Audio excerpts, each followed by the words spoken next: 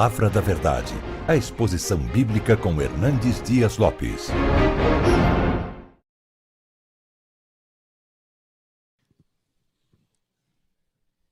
Meus irmãos, eu gostaria de, nesta manhã, conversar um pouco com vocês sobre um assunto que hoje é um assunto tenso, é um assunto complexo, é um assunto onde não tem existido unanimidade entre pastores, onde até certo constrangimento da parte de alguns em tocar no assunto, outros exageram ao tratar do assunto, e por isso é necessário nós termos um balizamento claro, seguro na Escritura, para não ficarmos à mercê das ondas que vêm e que vão.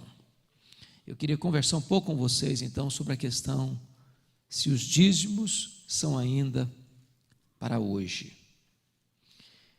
Eu escrevi, juntamente com o pastor Arival, um livro que saiu recentemente, Dízimos e Ofertas são para hoje, e Deus me inclinou a escrever esse livro por uma razão simples. Todas as vezes que eu postava algo nas redes sociais sobre dízimo, chovia de críticas as mais ácidas, e de herege a explorador dos fiéis, acontecia. Palavras assim, bem fortes. Eu gosto muito do senhor, mas nesse ponto o senhor não é bíblico. Acho que o senhor ensina a Bíblia, mas o senhor se desviou da palavra, nesse ponto. Então hoje, quando você diz que você é dizimista, e que você crê nessa verdade bíblica, e que você ensina essa verdade bíblica, para alguns você é um herege, para alguns você é um apóstata, para alguns você é um explorador, e nós não queremos ir 1 centímetro além da Escritura, e não queremos ficar 1 centímetro aquém da Escritura. Por isso eu queria tratar esse assunto hoje com vocês aqui.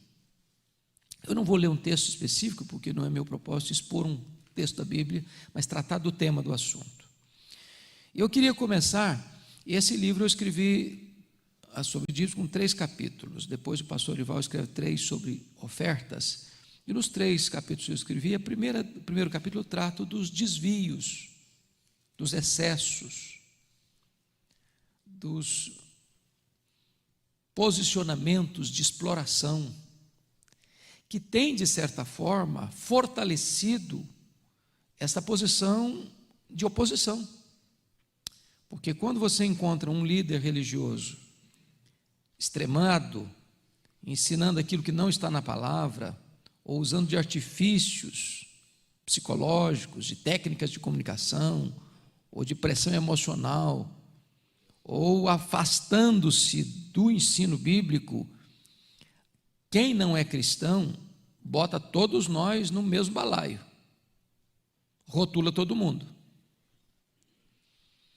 E se existe um discurso que o homem quer ouvir, é esse: você está desobrigado hoje de ser um dizimista, porque dinheiro é algo muito sensível. A única entidade que Jesus tratou de Senhor na Bíblia foi o dinheiro. Jesus não chamou o diabo de Senhor, Jesus não chamou César de Senhor, Jesus não chamou o mundo de Senhor, mas ele chamou o dinheiro de Senhor. Ninguém pode servir a 2 senhores, a Deus e as riquezas. E o dinheiro é um senhor que exige dedicação exclusiva. É por isso que Jesus Cristo disse: onde estiver o teu tesouro, aí estará o teu coração. E, portanto, há muitas críticas, inclusive de gente da mais alta categoria teológica no Brasil, contra o dízimo. Há teses de doutorados contra o dízimo. Há pastores conceituadíssimos de igrejas históricas contra o dízimo. O que vamos fazer? Então, primeiramente, vamos levantar aquilo que eu chamaria de os desvios. Primeira coisa que eu quero destacar é a manipulação para arrecadar dinheiro. Eu rodo por aí, para esse Brasil afora, já preguei em mais de 1.500 igrejas, e em alguns lugares eu tomo verdadeiros sustos, quando eu percebo que a parte mais elaborada do culto é a hora do levantamento de ofertas e dízimos. Onde você nota claramente que a intenção daquele pastor ou daquele pregador é arrancar o último centavo que o cara tem no bolso. E ele usa de artifícios para que ele alcance esse propósito. E fica claro que o sucesso daquele culto é medido pela quantidade de dinheiro arrecadado naquele culto. Quando um culto público se transforma num instrumento, não de adoração a Deus, mas de arrecadação de dinheiro, perdeu o sentido. Perdeu o sentido. Nós não podemos entrar por esse caminho. Eu estava escutando um cidadão certa feita, num programa de televisão, e ele estava expondo sobre Gênesis 22. A exposição até bonita, do sacrifício de Abraão, de entregar Isaac. E eu acompanhando assim, agradando do que ele estava expondo. Quando ele chega na conclusão, ele disse o seguinte: bom, Abraão sacrificou o seu Isaac. Você tem que sacrificar o seu Isaac. Então, você tem um carro? Dê o carro para a igreja. Você tem um apartamento? Passa o apartamento para o nome da igreja. Você tem o dinheiro na poupança? Transfira o dinheiro da poupança para a igreja. Bom, aí ele matou o texto, né? Ele torceu o texto. Aí você percebe que toda a pregação que ele fez não tinha uma intenção de edificar o povo, de instruir o povo, mas tinha uma intenção de induzir o povo ao erro. Esse tipo de prática leva as pessoas a se oporem ao dízimo, porque pensam que todos vão ser igual àquele cidadão que estava induzindo o povo àquele erro. Segunda coisa, é a ideia da oferta como barganha. Nós podemos fazer uma coisa errada com motivação errada. Nós podemos fazer uma coisa errada com motivação certa. Nós podemos fazer uma coisa certa com motivação errada. E nós podemos fazer uma coisa certa com motivação certa. Por exemplo, existe a lei da semeadura, não existe? Quem semeia pouco, colherá. Está na Bíblia isso. Mas se eu chego para a minha congregação e digo assim: você tem que dar tanto, porque se você der tanto, você vai receber tanto mais. E essa for a motivação, virou barganha. Então a minha motivação em ser fiel a Deus não é porque eu quero glorificar a Deus, não é porque eu quero que o reino de Deus avance, mas eu quero mais. Então, como eu sou uma pessoa que ama o dinheiro, e se eu vou dar 10 e vou receber 100, então esse é um bom negócio. Isso é um bom negócio, é um investimento na Bolsa Celestial, sucesso garantido. Você está fazendo a coisa certa, mas a sua motivação não está boa. Virou negócio. E isso nós não podemos fazer. Temos que fazer a coisa certa, com motivação certa. Você não entrega o dízimo prioritariamente para ter mais, porque se você está fazendo isso, você está amando o dinheiro, você está amando o lucro. Seu projeto aí não é amar a Deus e glorificar a Deus e ver a obra de Deus avançar. Então, esse negócio de barganha com Deus, você vai dar tanto, e se você der tanto, você vai receber tanto mais. E aí induz o camarada o seguinte: você quer ficar rico, você quer crescer, você quer ter mais coisa, faça isso. A motivação não está boa, mesmo fazendo a coisa certa. Terceira coisa que eu acho que tem visto por aí afora: falta de transparência no trato com o dinheiro arrecadado. Vocês conhecem hoje igrejas que são empresas. onde o patrimônio é do pastor, onde tudo que entra é do pastor, onde o que entra ninguém sabe quanto entrou e nem para onde foi. Esse tipo de prática nós não podemos concordar. Não está de acordo com a Escritura. Nós precisamos lidar com o dinheiro com muito cuidado, porque nós precisamos manter intacta a credibilidade do ministério, a integridade das motivações. Quer um exemplo?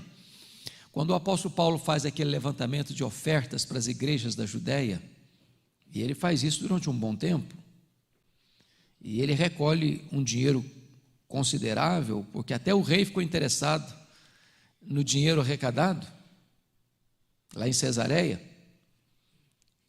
Mas, ao levantar os recursos, Paulo nomeia, há uma nomeação de uma equipe, de um time para levar o dinheiro. Paulo podia levar sozinho, mas ele faz questão de não levar. Por quê? Para manter integridade. Não lide com o dinheiro sozinho. Ainda que você seja íntegro, você tem que evitar a aparência do mal. Aparência do mal. Então, é preciso ter transparência. Quanto entrou, para onde foi, o que foi feito com esse dinheiro. Qualquer pessoa, nós não fazemos isso, eu conheço o nosso sistema, mas eu acho que você deve ter a mesma prática. Se uma membro da igreja precisar chegar na tesouraria da igreja, eu gostaria de saber como é que está. Nós temos condições de dar relatório de cada centavo que entrou e para onde o dinheiro foi. Integridade. Quarta coisa que eu tenho visto é o problema, infelizmente hoje, do desengavetamento das indulgências com novas roupagens. É triste isso, mas está na mídia, todo dia, toda hora. Então, nós estamos voltando ao período do misticismo. Se vendia uma lasca da cruz de Cristo, lá na Idade Média. E alguém já fez um cálculo que se juntar todas as lascas da cruz de Cristo que foram vendidas, dava para construir a Arca de Noé. A multiplicação da madeira. Então, hoje as pessoas estão vendendo rosa ungida, lenço ungido, toalha suada, e por aí afora. Até tijolo para construir a Nova Jerusalém já estão vendendo. Esse tipo de prática é que gera, de certa forma, essa resistência, essa oposição, porque botam todos na mesma fila. Nós não podemos entrar por esse caminho. Bom, o que eu tenho notado ainda é a questão da armadilha que se usa para pegar o dinheiro das pessoas, do medo, da culpa e da ganância. Se você não entregar, Deus amaldiçoa a sua vida. Se você não entregar, você vai estar debaixo de maldição. Você não entregar, você vai ficar pobre. Você vai para o inferno, ou você vai ficar capengando na vida. E não obstante, a desobediência traz grave risco mesmo. Nós não precisamos usar truques de ameaças dessa forma, de pressão psicológica, para levar a pessoa à obediência. Nós podemos e devemos ensinar a Bíblia. Nem mais, nem menos. Nem adocicando a mensagem, nem exagerando a mensagem. Restringindo-nos ao ensino bíblico. Tenho visto hoje igrejas chamadas empresas, onde o púlpito é um balcão, onde o evangelho, às vezes até diluído, é um produto, onde os crentes são consumidores, onde o templo é uma praça de negócios, onde o vetor que move tudo é o lucro. Para fechar, o que eu tenho visto por aí é o problema hoje do mercadejamento da palavra. É tratar pregadores e cantores como astros de cinema. É a tietagem evangélica. Isso é um pecado grave e nós não podemos entrar por esse caminho. É o cachê que o cara cobra para pregar ou para cantar. E eu penso que todos vocês imaginam da mesma forma, nós devemos aprender a ser generosos. Mas eu entendo uma coisa: se você convida um pregador e ele exige, eu vou, mas eu cobro tanto para pregar, na minha opinião, ainda que você tivesse o propósito de dar uma oferta maior, você deve desconvidar essa pessoa. A motivação não está boa. Nós não podemos fazer do evangelho um comércio. Deixa eu lhe dar um exemplo assim engraçado de uma experiência que eu tive. Eu estava pregando nos Estados Unidos, numa igreja de um colega meu lá de Vitória. E ele é uma pessoa muito espirituosa, muito engraçada, e ele convidou um da época dos estrelas da música gospel para ir lá. Aí ele ligou para o cidadão aqui no Brasil e disse: meu irmão, eu gostei tanto que você viesse participar conosco de uma programação especial da igreja, e etc, etc, etc. E o irmão respondeu: aleluia, eu vou com o maior prazer. Com um detalhe: primeiro, eu quero 2 passagens de primeira classe. Segundo, eu quero que você me bote no hotel 5 estrelas. Terceiro, eu quero um carro de luxo no aeroporto à minha disposição. Quarto, eu quero que você deposite antecipadamente $10.000. Quinto, eu quero que você tenha o compromisso de vender tantos CDs. Aí o pastor disse assim para ele: irmão, eu estou encrencado para atender você. Primeiro, porque não tem hotel 5 estrelas na minha cidade. Eu sou pastor numa cidadezinha do interior aqui, próximo à grande cidade, mas não tem hotel 5 estrelas na minha cidade. Segundo, que eu não tenho um carro de luxo para te deixar no aeroporto à sua disposição.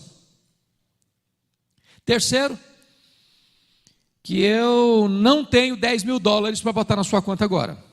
E quarto, porque eu já perdi a vontade de te convidar.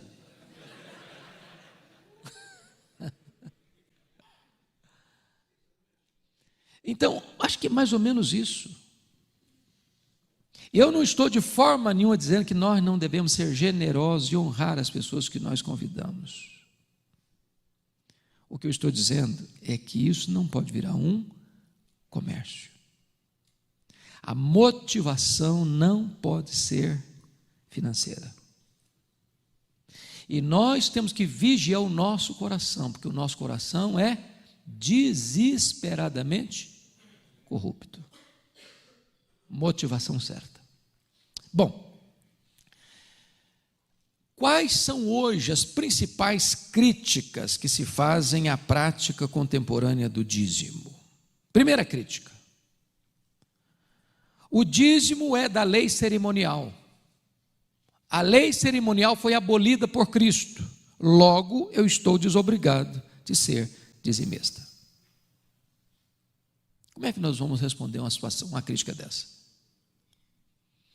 Primeira coisa, o dízimo não é apenas da lei cerimonial, até porque ele não é da lei cerimonial, ele foi instituído por Deus muito antes da lei ser dada. O primeiro registro claro de dízimo na Bíblia é Abraão, 430 anos antes da lei ser dada. Então ele não pode ser o pacote da lei cerimonial. O dízimo faz parte da lei, sim, foi incluída na lei. O dízimo está presente também nos livros históricos, não apenas no Pentateuco. O dízimo está presente nos livros poéticos. O dízimo está presente nos livros proféticos. O dízimo está presente nos evangelhos. O dízimo está presente nas epístolas. O dízimo está presente em toda a Bíblia. Aí a pessoa entra com outro argumento. Bom, esse argumento não vale, dizem os críticos, Porque também a circuncisão existiu antes da lei. Fez parte da lei. E hoje nós não circuncidamos mais as crianças com 8 anos de idade. Então o argumento de que o dízimo era antes da lei não vale, dizem os críticos. Como é que você responde uma situação dessa? É verdade, a circuncisão é anterior à lei. A circuncisão fez parte da lei. E é verdade que hoje nós não mais praticamos a circuncisão. Por que não? Porque assim como a Páscoa foi substituída pela ceia, a circuncisão foi substituída pelo batismo. Mas me mostre na Bíblia onde algo substituiu o dízimo. Ao contrário, Jesus ratifica o dízimo. Em Mateus 23, Jesus Cristo diz assim: ai de vós, escribas e fariseus, que dais o dízimo do endro, da hortelã e do cominho, e negligenciais o principal da lei, a justiça, a misericórdia e a fé. Devias fazer estas coisas, justiça, misericórdia e a fé, sem omitir aquelas, a prática do dízimo. Agora, dizem os críticos, não. O que Jesus está combatendo aí é o problema do farisaísmo e não referendando o dízimo. Mas vamos ler o texto. É claro que Jesus está dizendo aí uma censura, fazendo uma censura aos escribas e fariseus. Ai de vós, escribas e fariseus, porque dais o dízimo do endro, da hortelã e do cominho, as hortaliças menores. O que Jesus está combatendo aqui é o dízimo? Não. O que Jesus está combatendo aqui é a prática errada dos escribas e fariseus. Que prática errada? Os escribas e fariseus usavam o dízimo como escudo, como amuleto, como salvo-conduto. Sou dizimista? E agora está tudo bem. Eu conheci um cidadão que descreveu o seguinte: Jó não era dizimista, porque se fosse, nem Deus podia tocar na vida dele.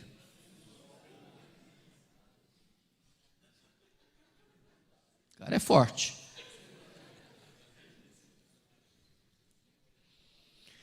Essa era a ideia dos escribas e fariseus. Sou dizimista? Estou blindado. Sou dizimista? Então o resto é resto. Sou dizimista? Então Deus está obrigado em me abençoar. E Jesus Cristo não combate o dízimo, Jesus combate a prática errada do dízimo. A prática da ostentação. Agora preste atenção comigo.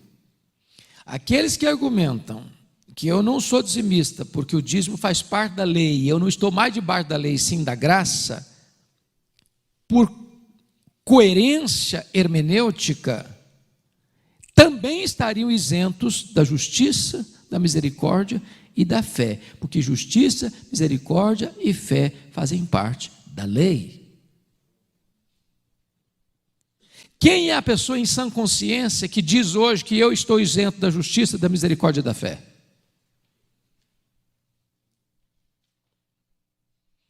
Jesus arremata o argumento em Mateus 23, diz o seguinte: devias fazer essas coisas, vocês estão negligenciando o principal da lei, justiça, misericórdia e fé. Mas ao fazer essas coisas, justiça, misericórdia e fé, vocês não estão isentas das outras coisas, a prática do dízimo. Então não é uma coisa ou outra, é uma coisa e outra. Logo, Jesus não combateu o dízimo, Jesus ratificou, confirmou a prática do dízimo no Novo Testamento. Se é verdade que não mais praticamos a circuncisão, porque era anterior da lei, fez parte da lei, não é verdade que o dízimo sendo anterior à lei, estando na lei, agora não existe mais. Não é verdade. Outro argumento que se usa: o dízimo era para sustento dos sacerdotes e dos levitas. Hoje não tem mais sacerdotes e levitas, logo nós estamos isentos de entregar o dízimo. É verdade que hoje nós não temos mais sacerdotes e levitas no mesmo aspecto que tínhamos lá. Porque quem eram os sacerdotes e os levitas? Uma tribo. Hoje, quem são os sacerdotes? Todos nós. Somos raça eleita, sacerdócio real. Porém, quando você vai para a Escritura, o mesmo sistema de contribuição para os sacerdotes e levitas, que eram os dízimos e as ofertas, o apóstolo Paulo referenda o mesmo modelo para os obreiros agora do Novo Testamento. Se não, vejamos. Abra sua Bíblia aí em 1 Coríntios capítulo 9. Olha aí o que ele está escrevendo sobre esse assunto. 1 Coríntios capítulo 9.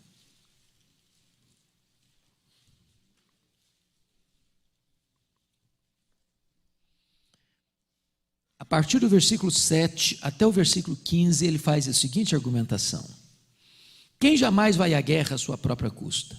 Quem planta a vinha e não come do seu fruto? Ou quem apacenta um rebanho e não se alimenta do leite do rebanho? Porventura falo isto como homem, ou não o diz também a lei? Olha como ele está retomando a lei. Porque na lei de Moisés está escrito: não atarás a boca ao boi quando pisa o trigo. Acaso é com bois que Deus se preocupa? Ou é seguramente por nós que ele o diz? Certo que é por nós que está escrito: pois o que lavra cumpre fazê-lo com esperança, e o que pisa o trigo faça-o na esperança de receber a parte que lhe é devida. Se nós vos semeamos as coisas espirituais, será muito recolhermos de vós bens materiais? Se outros participam desse direito sobre vós, não o temos nós em maior medida? Entretanto, não usamos desse direito, antes suportamos tudo por não criarmos qualquer obstáculo ao Evangelho de Cristo. Não sabeis vós que os que prestam serviços sagrados do próprio templo se alimentam? E quem serve ao altar do altar tira o seu sustento? Assim também ordenou o Senhor aos que pregam o Evangelho que vivam do Evangelho. Se você notou, Paulo está pegando aqui exatamente a maneira como se sustentavam os sacerdotes na lei, para dizer que esse mesmo modelo é praticado e deve ser usado como referencial para sustentar os obreiros no Novo Testamento. Então, nós não temos mais sacerdotes, até porque Abraão pagou dízimo a quem? Melquisedeque.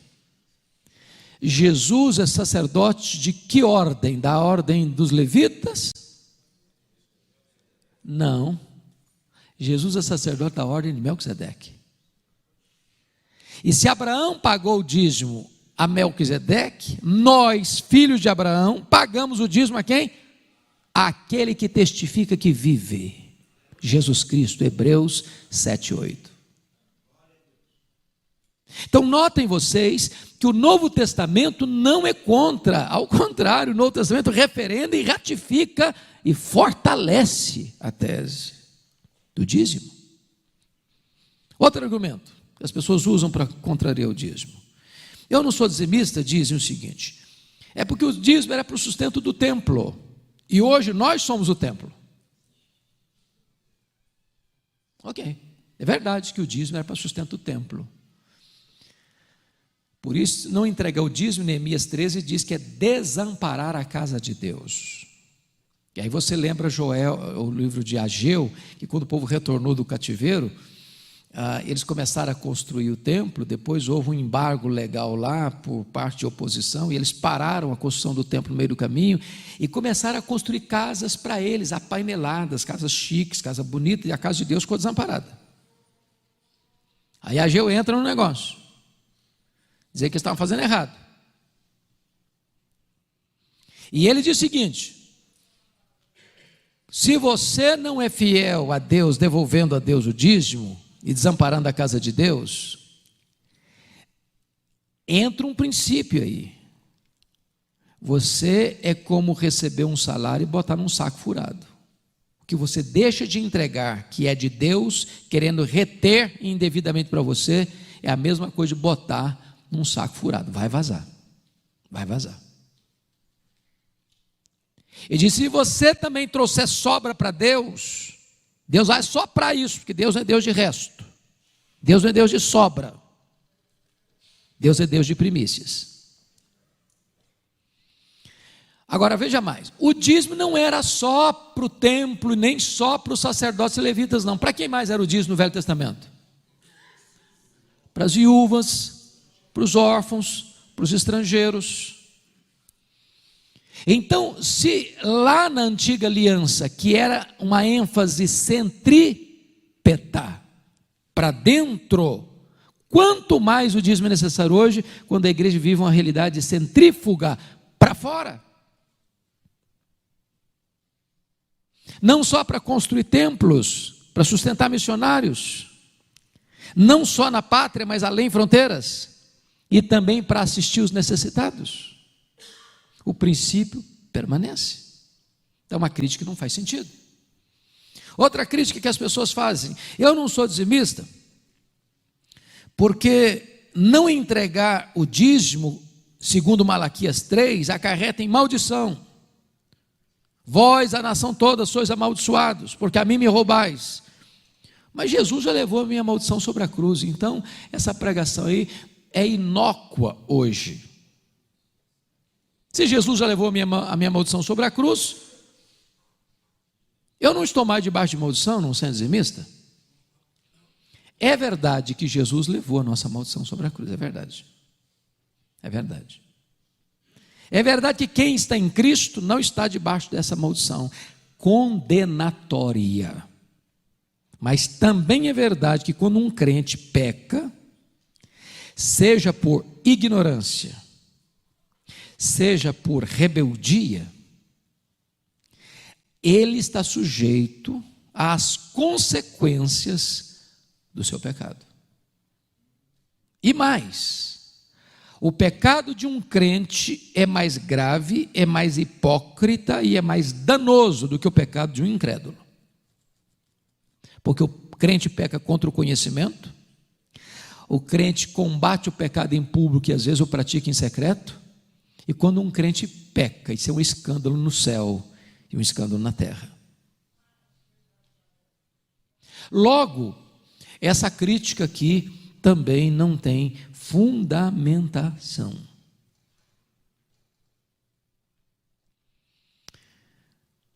Sabe, irmãos, uma das coisas que eu preciso entender é o seguinte: em vez de eu ficar arranjando desculpas para reter o que é de Deus, eu deveria criar motivos para ser generoso com o que é de Deus.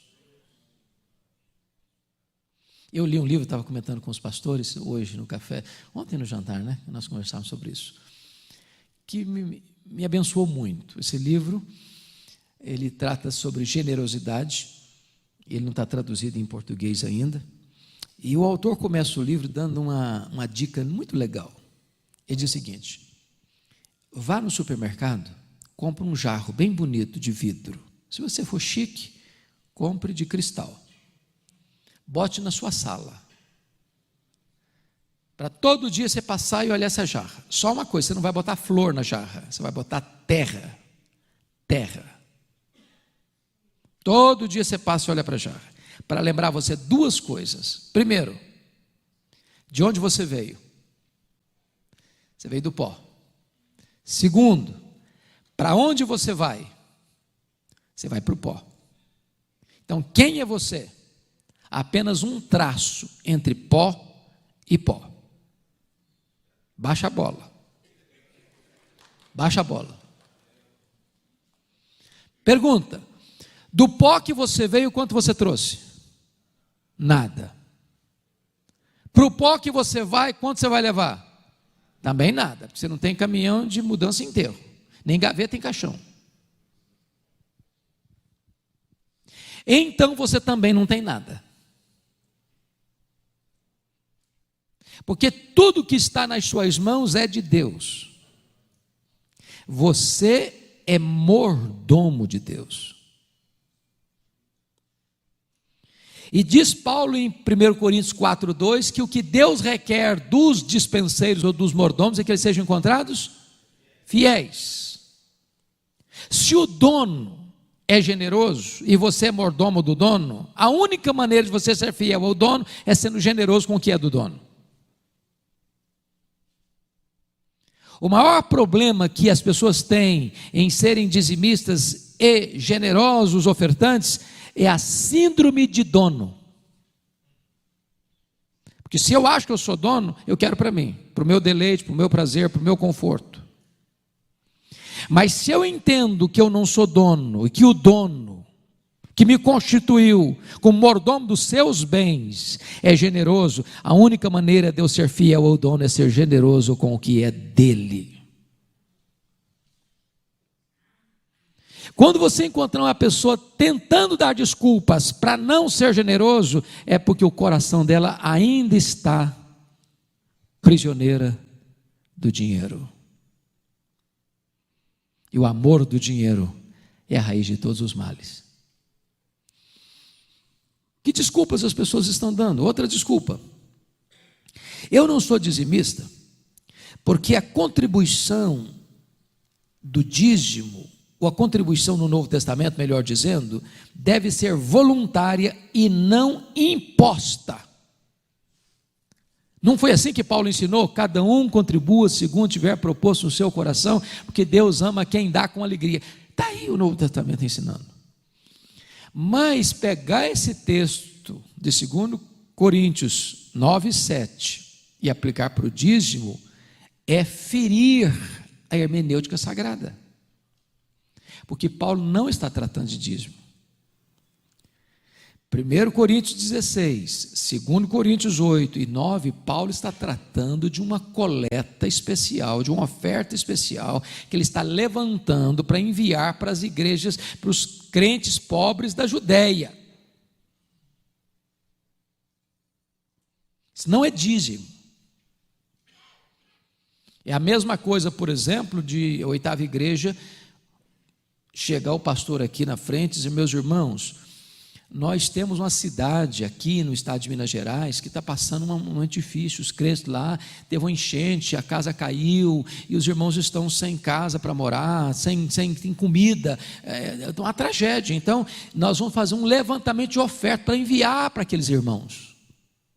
Aí é correto e legítimo o pastor dizer: cada um contribua segundo tiver proposto no coração, porque Deus ama quem dá com alegria. Porque você já viu, e eu também, alguém chegar assim: agora eu quero que vocês entreguem o trízimo. Bom, mas quem me deu autoridade para mudar o que Deus estabeleceu? Outros dizem: não, a nossa igreja está fazendo um desconto, fazendo uma liquidação, uma promoção. Agora todo mundo pode acertar o dízimo, vamos fazer o dízimo por 5%. Eu não tenho essa autoridade de mudar a palavra de Deus. Eu não tenho essa autoridade.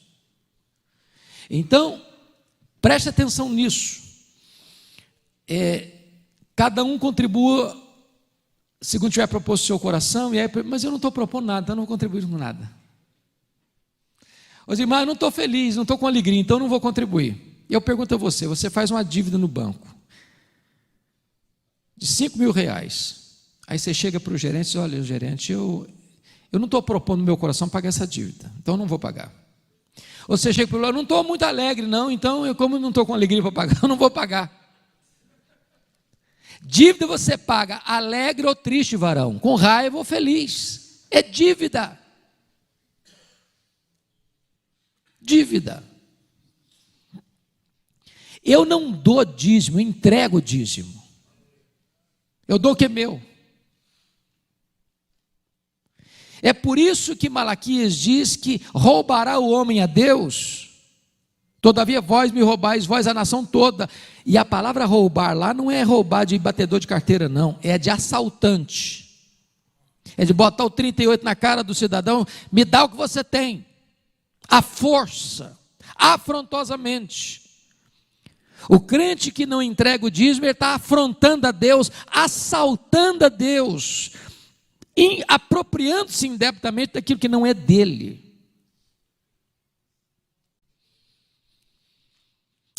Outra pessoa chega e diz o seguinte: bom, eu não sou dizimista, porque o dízimo tem sido usado para construir templos, e Jesus nunca mandou construir templos. Aí você chega à seguinte conclusão: primeiro, é claro que Jesus não mandou construir templos, e nem você encontra essa ordem no Novo Testamento, até porque não havia licença da parte do Império Romano para fazer isso. Quando o embargo legal acabou, a igreja cristã começou a construir templos.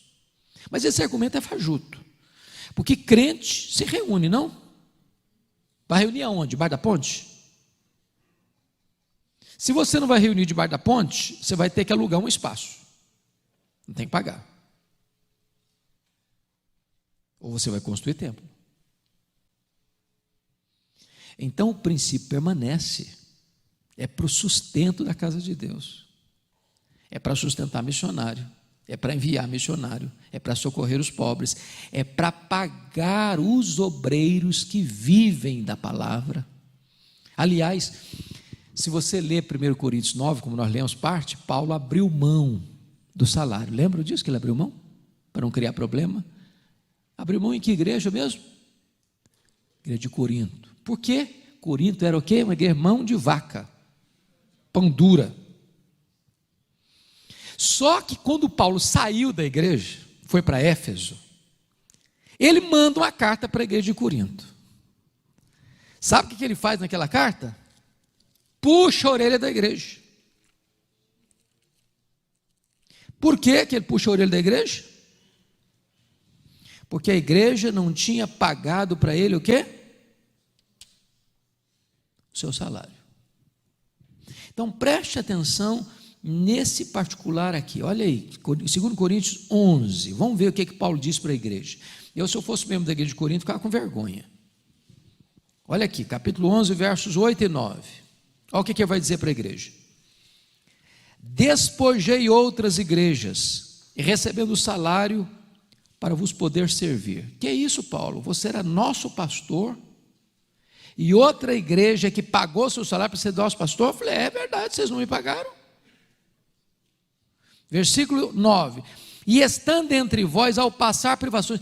Paulo, você era nosso pastor e passou privações? Passei, deu vontade de ir no McDonald's, não tinha dinheiro para comprar um lanche. Vocês não pagaram meu salário? Passei privações sim, enquanto era pastor de vocês. Mas não me fiz pesado a ninguém, pois os irmãos, quando vieram da Macedônia, supriram o que me faltava. Os irmãos da Macedônia eram ricos ou pobres? Pobres. Que isso, Paulo? Quer dizer que os irmãos pobres da Macedônia é que vieram aqui em Corinto, quando você era nosso pastor, para suprir suas necessidades? É verdade, vocês não pagaram meu salário. Olha isso. Agora, olha o tiro de misericórdia que ele dá nessa igreja, no capítulo 12, verso 13.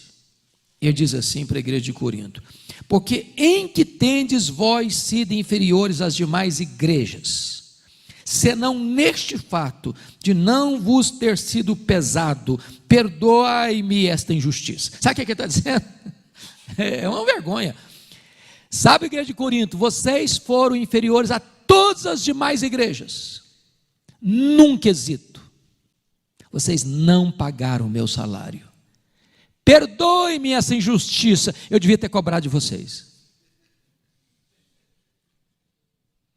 O que Paulo está dizendo aqui? Que o obreiro tem o quê? Direito de receber da igreja que ele é pastor o seu digno sustento, seu digno salário. Não se ata a boca do boi que debulha, e Deus não está preocupado com o boi, diz Paulo, Deus está preocupado com os seus servos. Dois extremos nós não podemos ter. Nós não podemos ser pastor por causa de dinheiro. Você conhece aquele tipo de pastor que chega na igreja, louvado seja o Senhor, Deus me mandou para cá, e eu tive assim muita alegria, porque Deus me orientou para vir para cá. 2 meses depois já recebe um convite com duplo salário, uma igreja maior. Diz: meus irmãos, o Espírito Santo está me conduzindo para uma nova direção. Nossa motivação não é dinheiro, mas a igreja não pode reter daquele que trabalha aquilo que é digno dele receber. Outra pessoa dizia: eu não sou dizimista. Sabe por quê? Eu não sou dizimista porque o dízimo era o imposto do Estado teocrático, e hoje nós pagamos imposto de renda. Eu já vi pastorzão falar isso. Irmãos, é uma bobagem isso.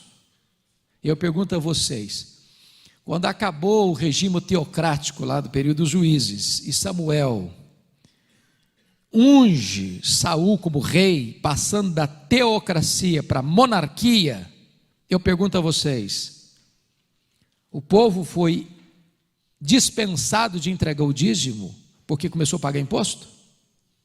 Sim ou não? Claro que não. Uma coisa não tem nada a ver com outra. Aliás, isso fica claro na palavra de Jesus em Mateus 22: dai a César o que é de César, e a Deus o que é de Deus. Você tem compromisso com o Estado, você tem compromisso com Deus. Você paga imposto e você devolve dízimo.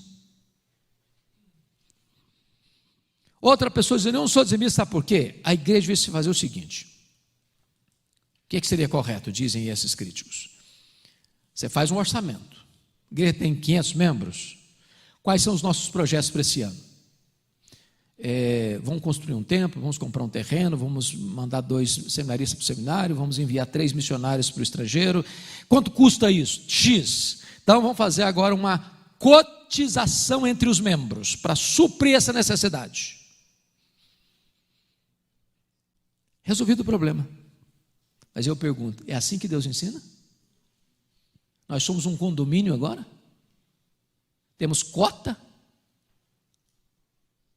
Não, eu não posso mudar o que Deus estabeleceu. Eu não tenho autoridade nem para acrescentar e nem para tirar. Isso pode ser pragmático, isso pode ser funcional, mas não é bíblico. Até porque, irmão, sabe quem tem mais dificuldade de entregar dízimo? Não são os pobres, são os ricos. O cara que recebe 100 prata por mês, 100 mil reais por mês, ele tem uma dificuldade de entregar 10 mil. Eu falei: mas é muita grana. Aí o irmãozinho que recebe um salário mínimo, 900 e poucos reais, ele vai lá e entrega 90. A pessoa: não, eu não sou dizimista, não, eu sou ofertante. Ok. Eu gosto de lembrar do Jacó Silva, os mais de cabelinho branco que lembram do Jacó Silva.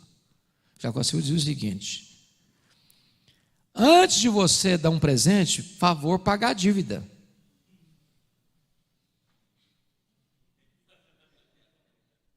Não dê um presente tentando com isso isentar-se da dívida.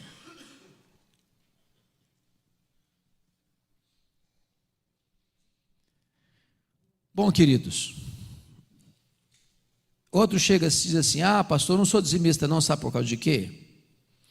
Porque no Novo Testamento, não é igual no Velho Testamento. No Novo Testamento, 100% é de Deus. Argumento assim, muito espiritual. Mas a resposta que você pode dar é o seguinte: mas no Velho Testamento também 100% era de Deus. Quando que algum tempo da história deixou de ser isso?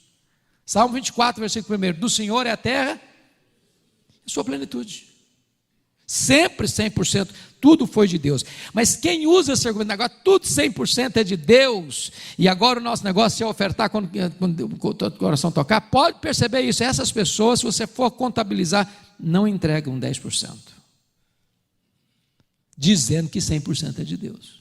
Então isso é um argumento, um invólucro de desculpas para encobrir uma mentira. Outros dizem, não, eu não sou dizimista, não, pastor, porque não sobra. É verdade, não vai sobrar mesmo não. Porque se sobrar, Deus não é Deus de sobra.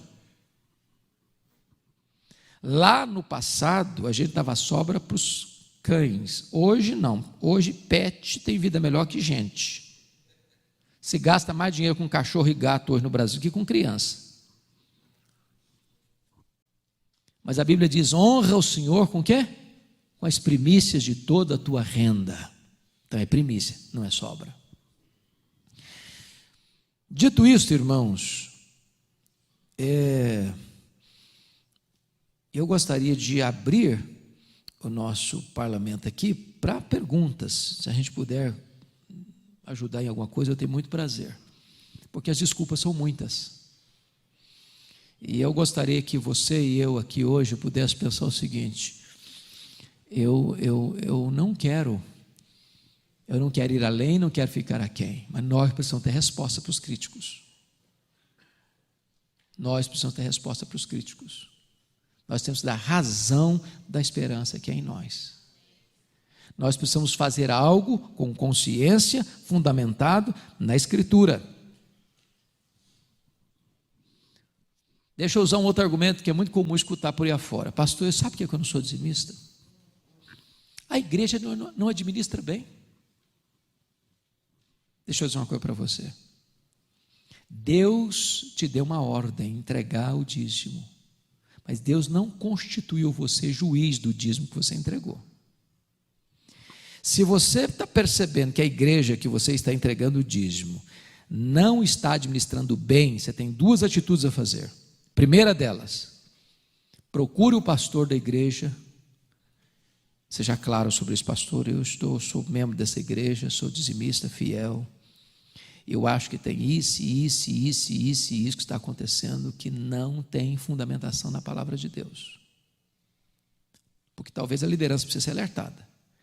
Mas se você percebeu que você é membro da igreja, é um fiel dizimista, e esse dinheiro não é honestamente administrado, que está sendo desviado para a conta bancária de alguém, ou para o luxo de alguém, e não atendendo à demanda que a Escritura diz, você tem o compromisso de dizer, muito obrigado, eu estou indo para uma outra igreja que leve a palavra de Deus a sério.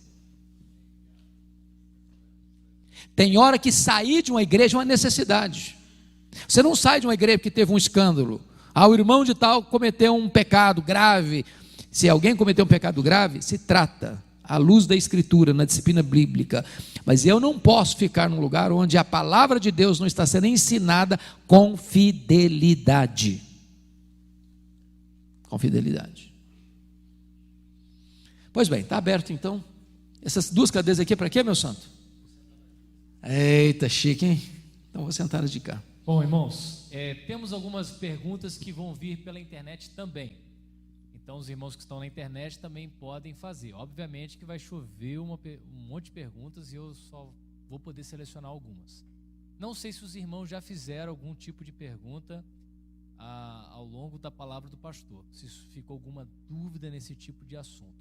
Se houver, a gente vai dar preferência para responder esse assunto, que é um assunto que o pastor está tratando agora.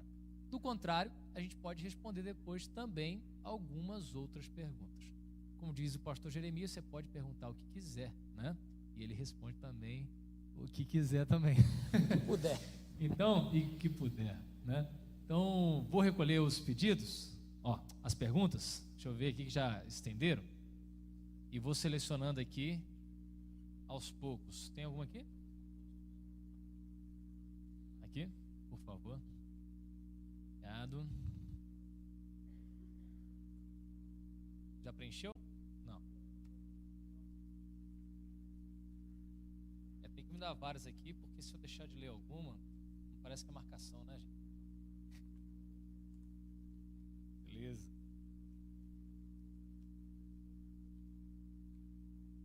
Irmãos, está um barulhinho na caixa aqui, eu não sei se consegue retirar. Se conseguir, vai ser muito bom. Pastor, pergunta: é lícito manter um obreiro no exercício do serviço cristão, sabendo que ele não é dizimista? Veja bem, está escrito lá na lei que os sacerdotes recebiam os dízimos e que o sacerdote devia dar o dízimo dos dízimos recebidos. Em outras palavras, o sacerdote, o levita que recebia os dízimos das tribos, eles também eram dizimistas. O obreiro precisa ser exemplo. Exemplo. Se porventura esse obreiro não entende o assunto, não crê assim, ele precisa ser instruído. Se por um revés na vida ele deixou de entregar, que não deveria, mas deixou de entregar por um tempo, por uma situação conjuntural da vida dele, eu acho que ele precisa ser confrontado e ensinado à luz da Bíblia a pôr isso em ordem na vida dele. Agora, minha visão, se ele não crê ou resiste, então, se esta igreja tem essa prática, que penso eu ser bíblica, ele não tem condições de exercer liderança espiritual, porque deixou de ser exemplo para os fiéis. Nessa ideia, se a gente tem, seja um ministro que é o pastor, seja um oficial, um líder da igreja. Líder da igreja. Tem que ser Ele não pode administrar uma coisa que ele não crê e não participa. Bom, eu acho que essa pergunta aqui é uma pergunta que todos nós já recebemos e vamos continuar recebendo. O dízimo é do líquido ou do bruto? Eu gosto da resposta que o pastor Seni Tavares, que é conhecido de vocês aqui, dá. Você quer receber a bênção do líquido ou do bruto? Fica a resposta aí para você pensar. Talvez alguma dúvida seja, em alguns casos, por exemplo, lógico, se a pessoa é um autônomo, né? E ele tem um negócio dele, e se para o negócio dele ele gasta R$20 para fazer um produto, mas ele lucra 5, obviamente que tem que dar do lucro dele. E não Exato. Do, o dízimo é do lucro. Né? É do lucro. Agora, se eu recebo, pergunta, eu recebo o meu salário, eu entrego do bruto, porque eu entendo que quando alguma coisa é descontada, eu também sou usufrutuário daquele benefício. Então, eu entendo que se você é assalariado, por exemplo, eu entrego do bruto. É a minha prática e entendo que é o correto.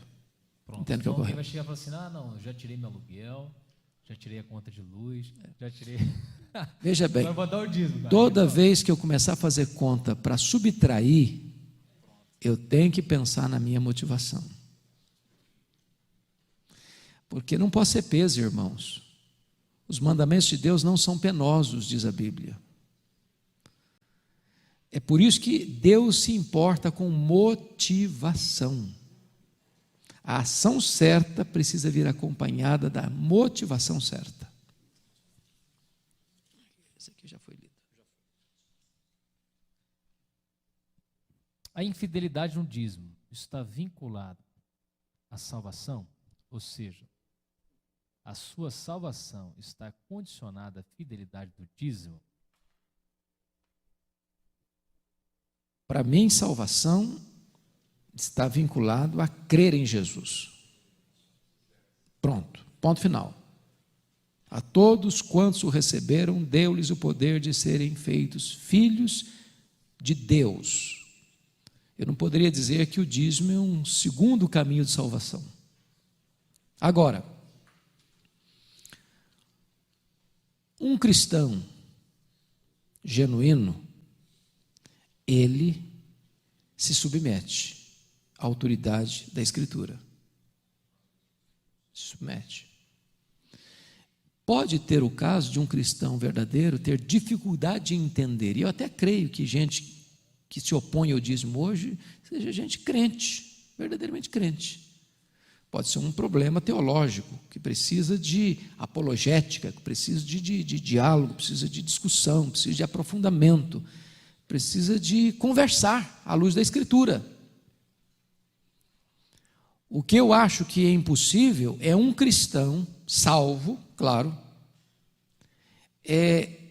mesmo entendendo a palavra de Deus, eu não aceito a palavra de Deus, eu desobedeço a palavra de Deus, porque a desobediência resoluta e deliberada, penso eu, é uma evidência da não conversão. Não sei se eu estou sendo claro no que eu estou falando. Eu não estou dizendo que você só é salvo se você for dizimista. Não, a salvação não passa por dízimo, não passa por batismo, não passa por igreja, não passa por ser reformado ou arminiano, não passa por isso. Salvação é em Jesus, ponto. Só Jesus salva, ponto. Agora, o salvo é alguém que se submete à palavra de Deus. Esse é o ponto. E quando o dízimo não é levado à igreja, mas diretamente a pessoas em necessidade? Muito boa pergunta. O princípio bíblico que está lá no Velho Testamento, que também deve reger no Novo Testamento, trazei todos os dízimos à casa do tesouro. Meu papel como crente é entregar e não administrar. Não tenho eu competência de administrar o dízimo. Não, eu sou dizimista, mas eu vou entregar 5% na igreja, 2% eu vou mandar para o missionário lá na Amazônia, 3% eu vou mandar para os pobres que estão favelados. Não, eu não sou administrador do dízimo. Eu posso até, como membro da igreja, comunicar à minha igreja do desejo que eu tenho, que a liderança da igreja estude a possibilidade de atender esta ou aquela necessidade que eu estou vendo, que talvez a liderança não saiba. Mas eu pegar o dízimo, que não é meu, é de Deus, e eu administrar, não é o que o Novo Testamento nem o Velho Testamento nos ensinam. Me perguntaram, só tenho dinheiro de pagar a conta de luz. Pago a conta de luz ou dou o dízimo?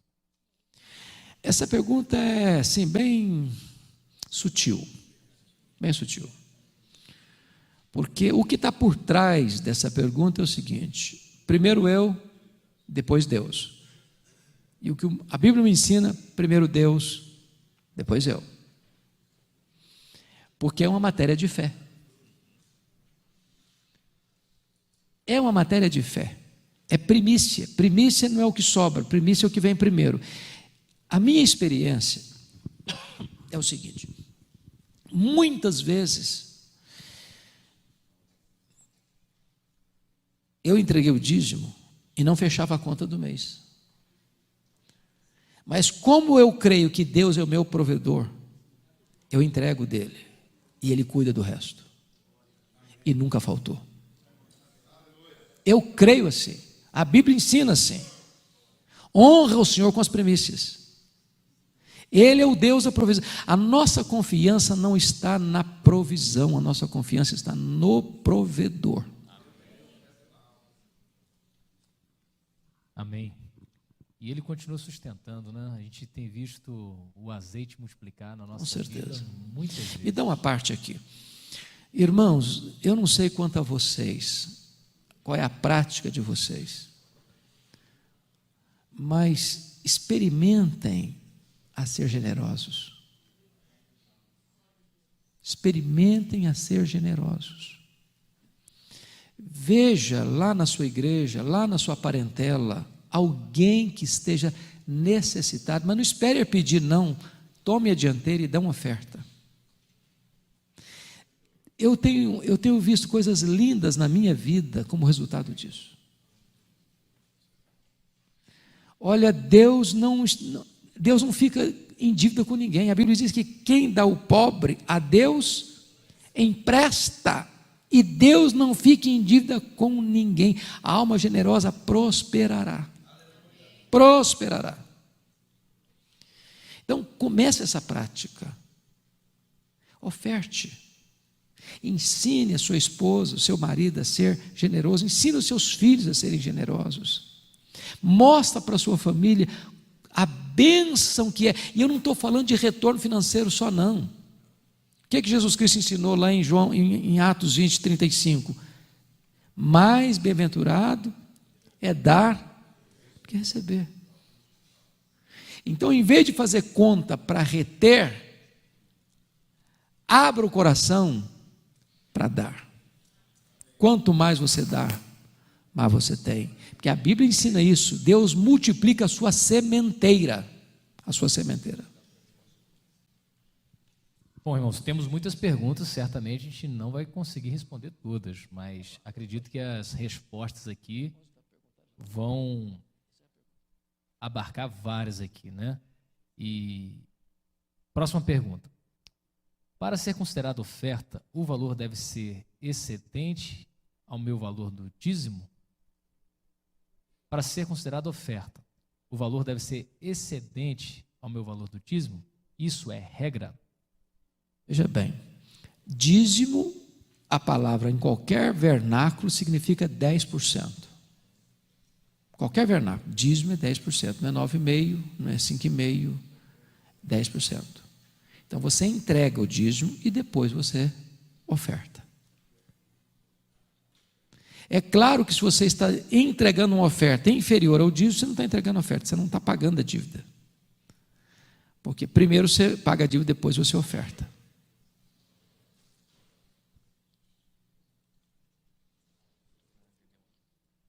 Há uma crítica que o dízimo não era entregue em moeda, mas entregue 10% em cima do plantio. Também era em dinheiro no Velho Testamento. Era em plantio e em dinheiro. Você tem que entender o seu contexto. O seu contexto. Era uma região agrícola, nem sempre o comércio estava desenvolvido. Então, o produto da terra era entregue. Mas também, quando isso não era possível, era entregue em dinheiro, também no Velho Testamento. Então, o princípio é o mesmo. Como se houver uma igreja que não usa o dízimo e ofertas em obras sociais, parte dele? O que eu entendo no Novo Testamento é que evangelização e ação social caminham juntas. Lembra em Gálatas 2,10, quando Paulo vai para os gentios, os colunas da igreja de Jerusalém disseram para ele: você vai para os gentios, mas não se esqueça dos pobres. Então, uma igreja, ela precisa cuidar não só da alma, mas também do corpo. Vamos pegar me dá só um tempinho para explicar isso melhor. Pensa comigo que no Novo Testamento nós já estávamos recebendo uma forte influência do gnosticismo. O gnosticismo é um concubinato entre a filosofia grega e a religião judaica, e a fé judaica. Qual o problema do gnosticismo? O dualismo grego. Matéria é má, espírito bom. Com isso, não se acreditava em 3 doutrinas básicas do cristianismo: a criação, a encarnação e a ressurreição.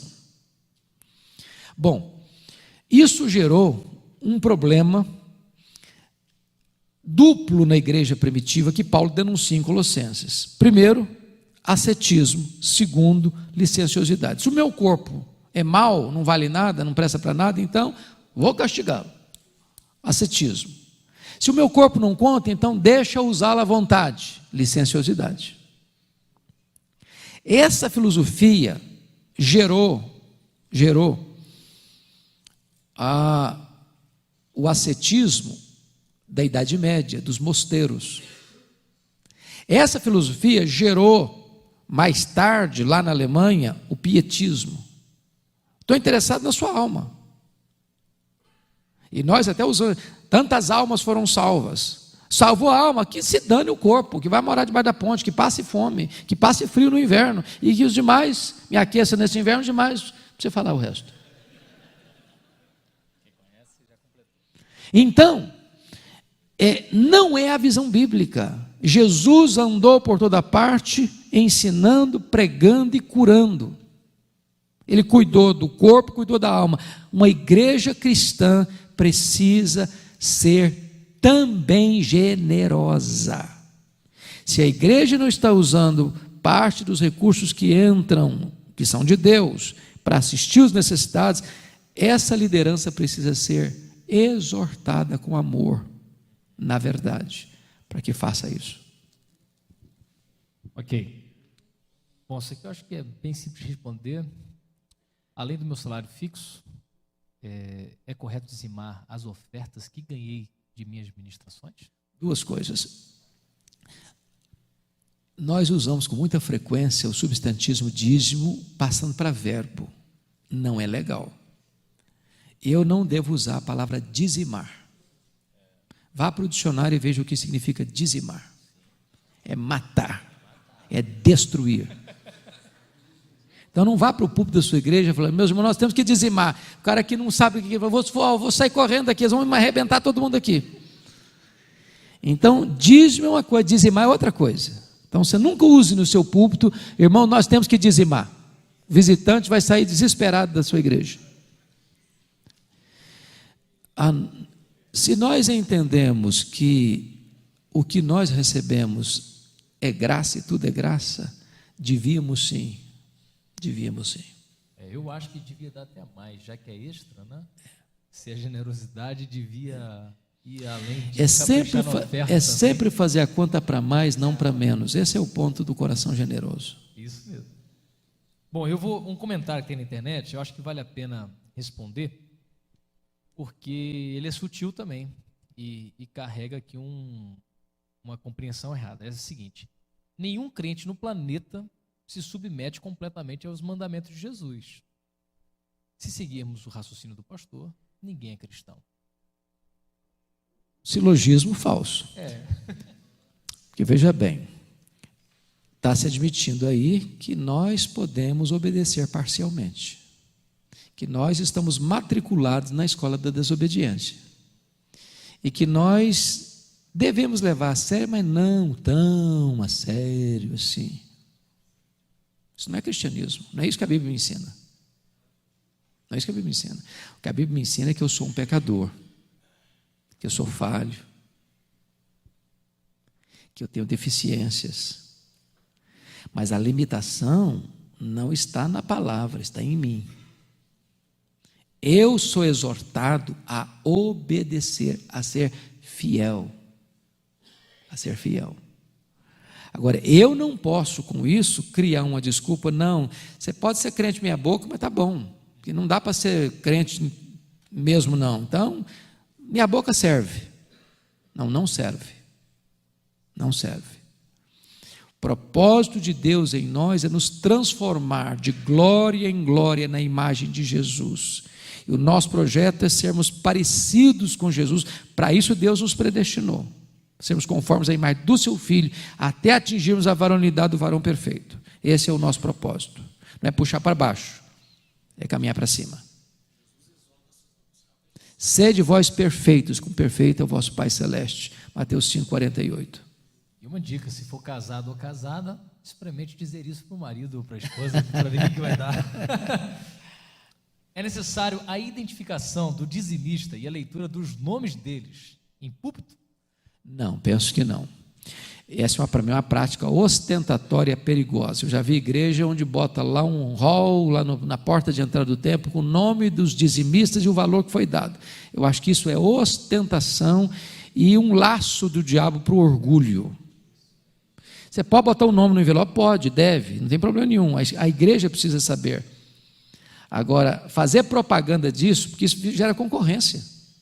Fulano de tal, o maior dizimista da igreja. Então, continência para ele. Bobagem isso, irmãos. Sabe por quê?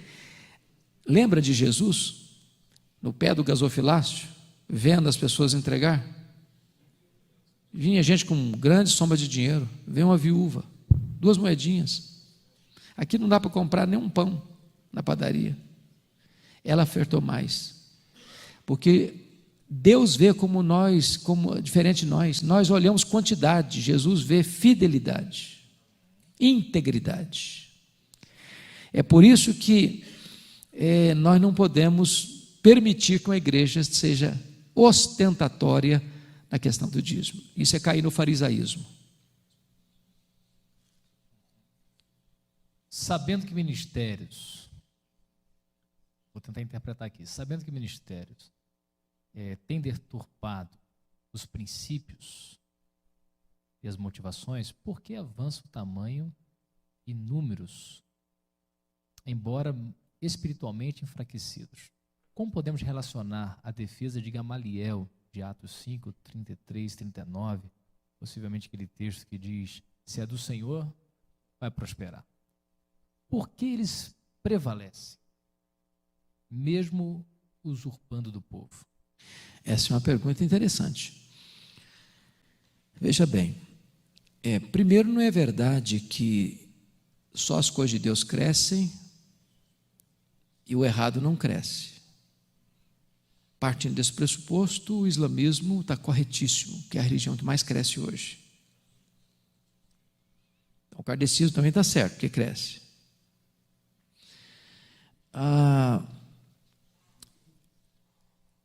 É claro que uma pregação hoje que agrada os ouvidos, uma pregação que manipula as pessoas, e sobretudo um grupo que é sensível e facilmente manipulado, porque você pega aquilo que ele quer, que é saúde, dinheiro e libertação. Numa religião sincrética como a religião brasileira, uma cultura híbrida como a cultura brasileira, isso vai atrair gente. Mas deixa eu lhes dizer algo, e eu acho que vocês já estão começando a ver isso. Isso tem prazo de validade.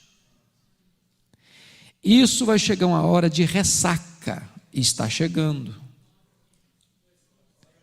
Está chegando. As igrejas sérias, que pregam com fidelidade, que amam uma pessoa, não o que ela tem no bolso, estão sendo porto seguro dessas pessoas, decepcionadas, feridas, machucadas, exploradas.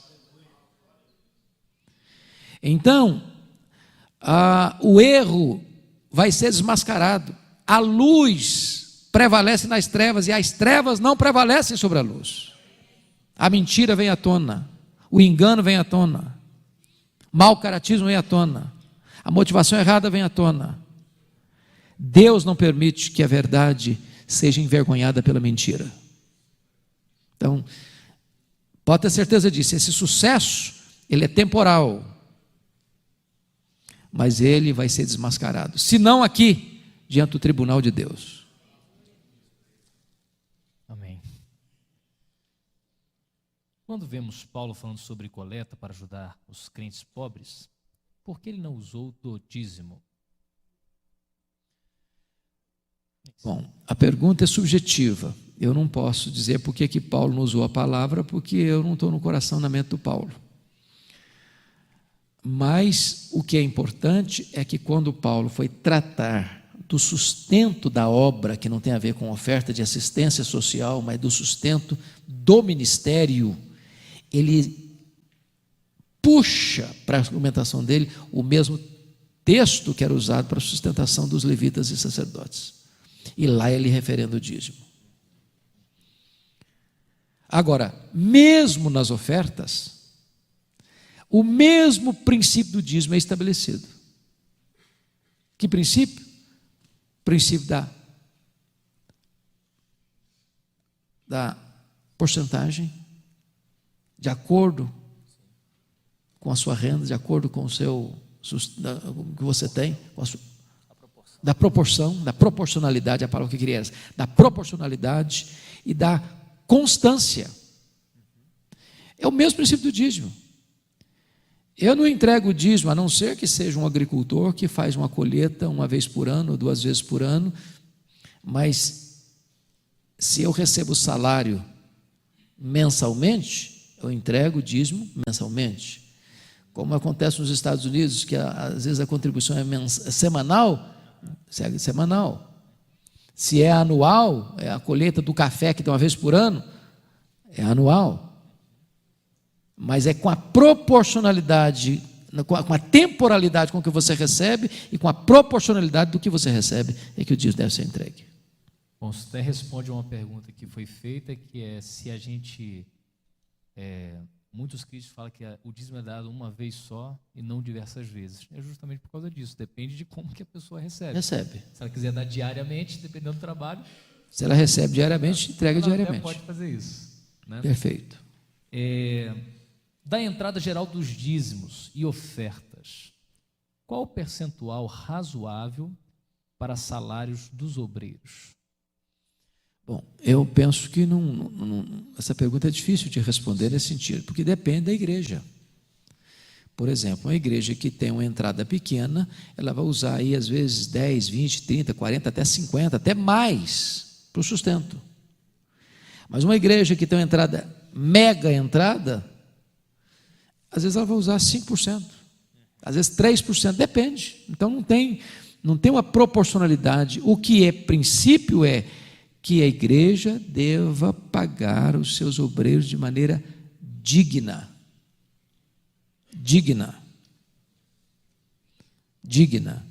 Então, aqui tem dois extremos, irmãos. O extremo da igreja mão de vaca, porque tem igreja que paga salário de fome, porque tem uma visão errada de que quanto mais miserável financeiramente a pessoa, mais piedosa vai ser. E o obreiro que acha que ele é um mega, super mega, top mega, e quer salários astronômicos. Então, acho que precisa trabalhar essas duas coisas: a igreja generosa e o pastor não motivado pelo dinheiro.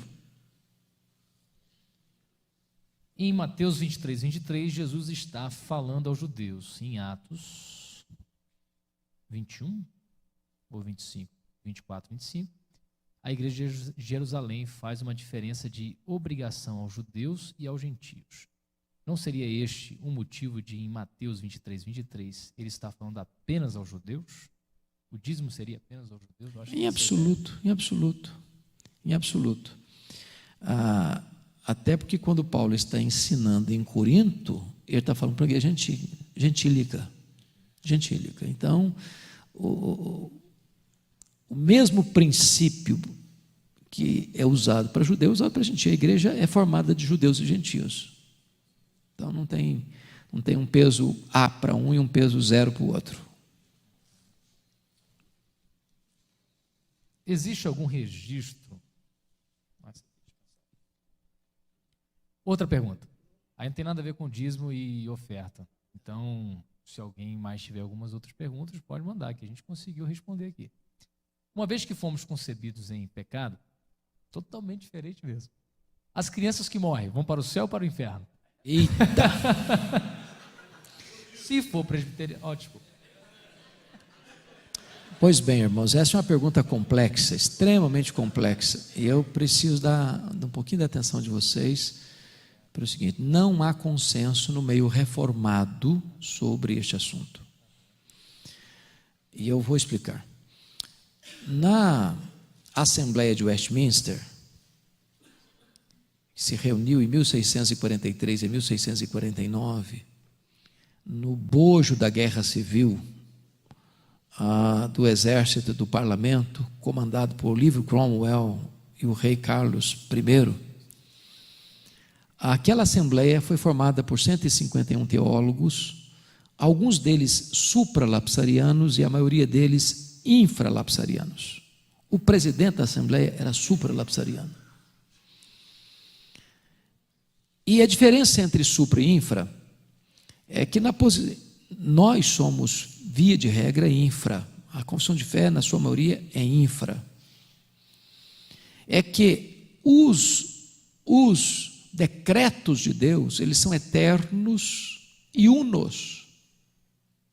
Mas a ordem antológica e não cronológica, porque se foi eterno, então não tem 1, 2, 3 depois, é que no supra Primeiro, Deus decretou criar. Segundo, Deus decretou estabelecer uns para a vida eterna, outros para a condenação eterna. Terceiro, Deus decretou enviar Jesus para morrer pelos eleitos. De tal maneira que uma pessoa vai para o céu ou para o inferno pelo decreto divino. No infra, primeiro Deus decretou criar, depois Deus decretou criar, depois Deus decretou permitir a queda, depois Deus decretou salvar alguns pela sua graça e aplicar noutros o seu juízo, de tal maneira que a causa da salvação é a graça, a causa da condenação é o pecado. Jesus Cristo diz que o Espírito Santo vem e ele convence do pecado, da justiça e do juízo. Do pecado porque não crê em mim. A minha visão desse assunto é a visão da igreja americana, que fez uma revisão de um ponto da confissão de fé, da vocação eficaz, que dá o seguinte: a criança morrendo, sendo eleita, vírgula, ela vai para o céu.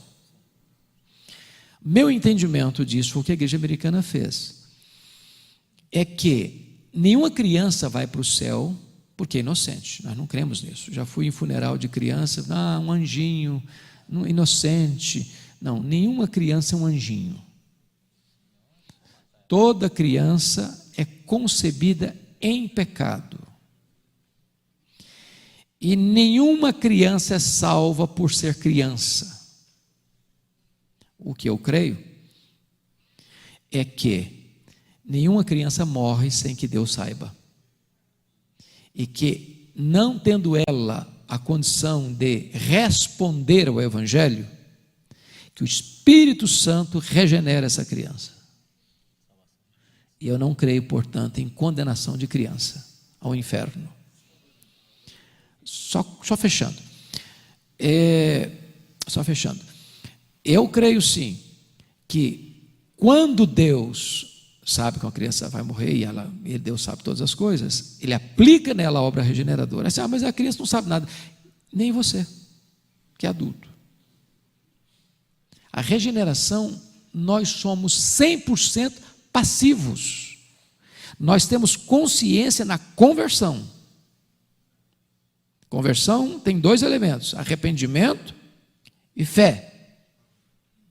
Mas na regeneração, eu pergunto a você, que participação você teve quando você foi concebido no ventre da sua mãe? Nenhuma. Você tinha consciência? Também não. Assim nós não temos consciência nem participação nenhuma de nada na regeneração. Agora, a regeneração torna-se pública na conversão. E aí eu tenho consciência, porque eu sou convocado a me arrepender e a crer. Muito embora o arrependimento e a fé também não vêm de mim. É Deus quem dá o arrependimento, é Deus quem dá a fé. Eu não vou polemizar com isso, e eu peço permissão a você, porque dentro da igreja presbiteriana ou das igrejas reformadas, tem aqueles que creem que nem toda criança que morre está salva. Por Jesus, pela graça, pela obra do Espírito Santo.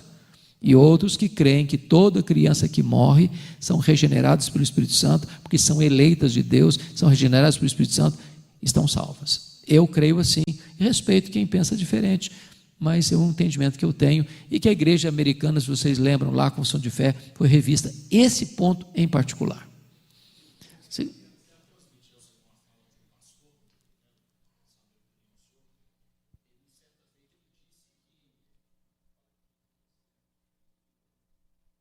Repetindo, eu quero transmitir ao senhor uma fala de um pastor. Certa feita ele disse que as pessoas que nascem com má formação cerebral, e essas pessoas que têm paralisia, entendeu? Não conseguem ter uma mentalidade apurada, essas pessoas vão ao inferno. Ele falou isso recentemente. Gostaria de saber a opinião do senhor a respeito disso. Essas pessoas vão para o inferno, ele falou? Eu acho que é uma opinião dele, é uma opinião completamente furada. Não tem base nenhuma na palavra de Deus. Ao contrário, eu penso que imagine você um ser humano que nasce com síndrome de Down ou qualquer síndrome, vai ser uma eterna criança. Eu entendo o contrário. Eu entendo exatamente o contrário dele.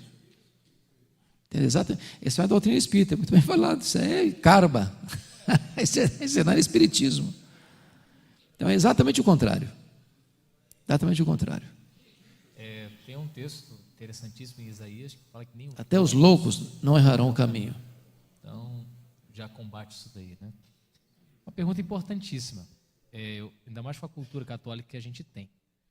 Essa daqui. Qual a sua opinião sobre suicídio e a relação disso com a condenação eterna?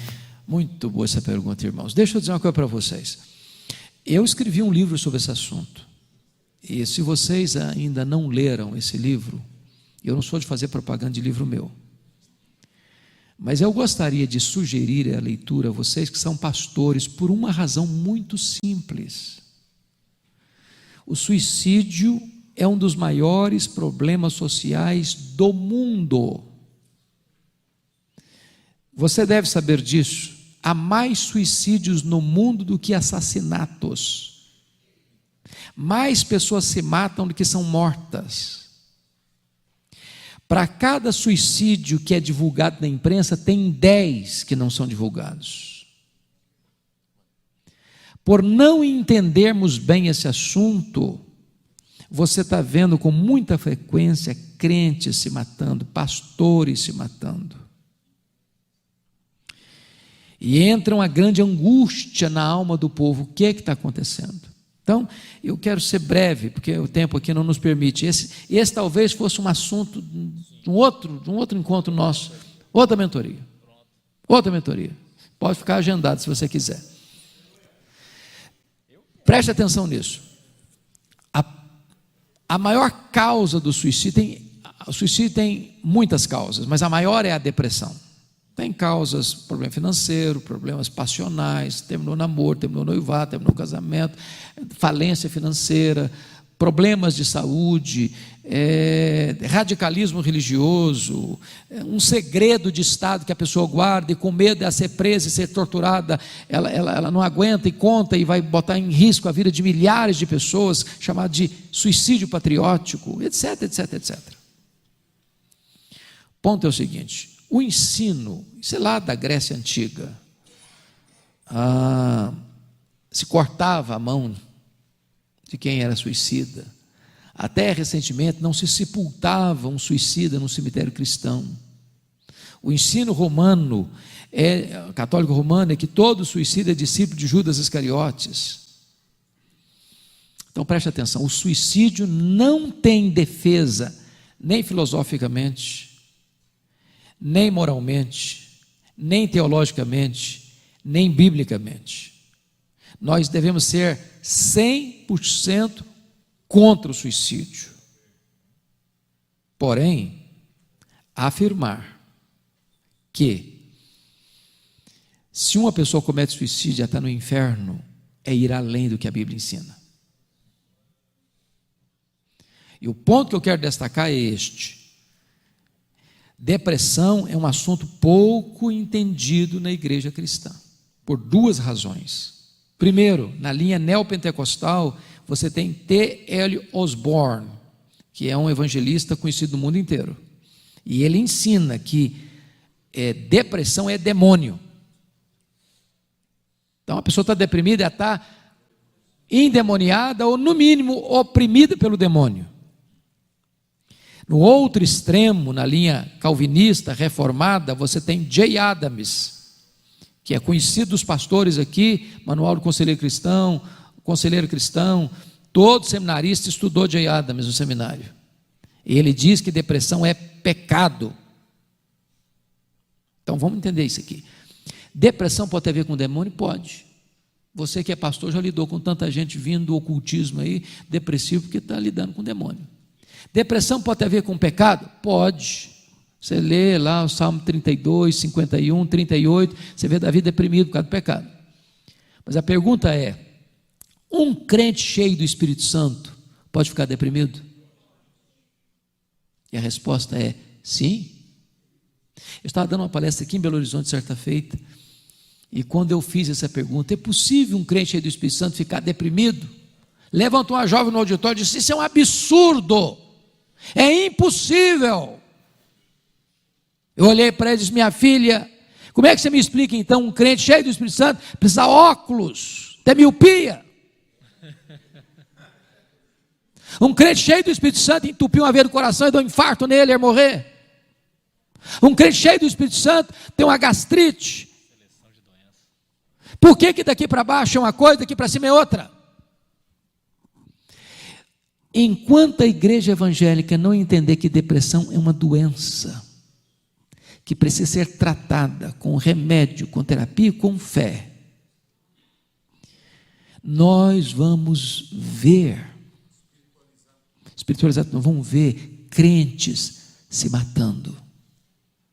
Porque se você já leu sobre depressão, depressão pode levar a pessoa ao suicídio, se não for devidamente tratado.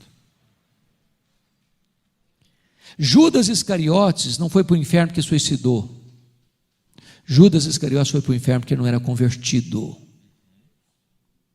Ele nunca foi regenerado.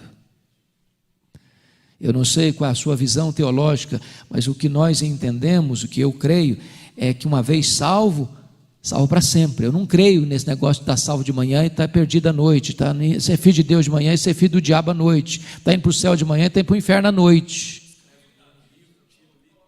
Deus bota no livro da vida e tira do livro da vida. Então, o que eu estou dizendo para você, eu não estou fazendo apologia do suicídio não, pelo amor de Deus, não me entenda mal. Não estou fazendo mesmo. É uma tragédia o suicídio. O que eu estou lhe dizendo é que uma pessoa crente pode ficar doente, e se não for tratado, ele pode chegar, ele não deve chegar. E você sabe disso, tem mitos. O meu livro tratou exatamente sobre isso: suicídio, causas, mitos e prevenção. Mudei o título do livro agora. Não desista de você, porque estava carimbado demais o título suicídio. A pessoa não chegava, não, ficava com medo de comprar, porque carimbava a vida dela. Mas tem mitos. Se uma pessoa tenta suicídio, não adianta ajudar. 80% das pessoas que se mataram tentaram suicídio. E quando uma pessoa tenta suicídio, ela está dizendo um grito de socorro: me ajude, por favor, porque ele não quer morrer. E só que ele não sabe resolver o problema e pensa que a morte vai ser mais aliviadora para ele do que o sofrimento que ele está passando. Bom, fica por aqui. Isso. Então deixa. Ótimo. Depois a gente vai ter... Como?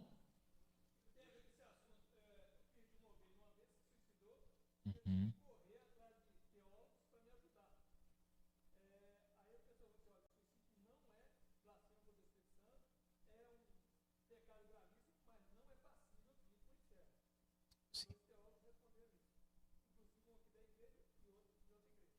Pronto. Não é blasfêmia contra o Espírito Santo mesmo. A Bíblia não ensina isso. Bom, agora, só um pouquinho. O ponto é o seguinte: imagine se a pessoa que se matou não era crente, vai para o inferno. Óbvio. Não creu em Jesus, vai para o inferno. Agora, se essa pessoa era uma pessoa salva, a pergunta é, a crítica é essa: uma pessoa salva nunca suicida. A pergunta é: uma pessoa salva pode ficar doente? E uma pessoa doente, se não tratar, ela pode perder o equilíbrio, perder o siso. Esse é o ponto. Pastor, uma última pergunta e depois uma oração. À vontade. A pergunta pode ser rápida, mas eu acho que é uma curiosidade muito, é uma pergunta que veio aqui, que é sobre essas coisas do céu, que às vezes a gente sabe muito do que não vai ter, mas não sabemos o que vai ter. E a pergunta é: ao ir para o céu, se a criança foi regenerada e ela morreu, se o feto foi regenerado e ele morreu, se Jesus voltou e eu morri, novo ou velho, como é que fica essa pessoa no céu? É uma boa pergunta. Embora a Bíblia não trate... As curiosidades. Embora a Bíblia não trate para nós de forma clara sobre isso, pensa comigo num embrião. Aborto, foi abortado. Vai ser um feto glorificado? Ou pense comigo no vovozinho que morreu com 104 anos, já de bengalinha.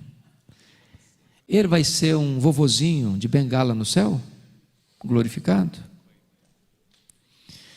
Eu creio, e aí a Bíblia não diz isso, irmãos. Não tem nenhum versículo na Bíblia que você vai encontrar, não, quem morreu, feto vai ficar grande, não.